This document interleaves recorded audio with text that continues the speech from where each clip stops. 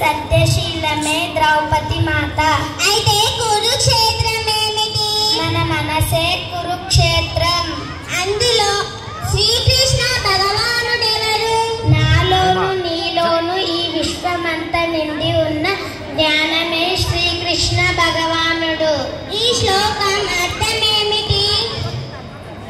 ఈ మొదటి శ్లోకం ఏమిటి? 700 శ్లోకాలు. అందులో మొదటి శ్లోకం ఏమిటి? అందులో మొదటి శ్లోకం కూడా నీలాగే ప్రశ్నతో మొదలవుతుంది.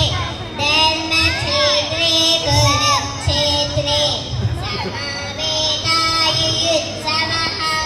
మామకా పాండవచైవ కిమకుర్వత సంజయ.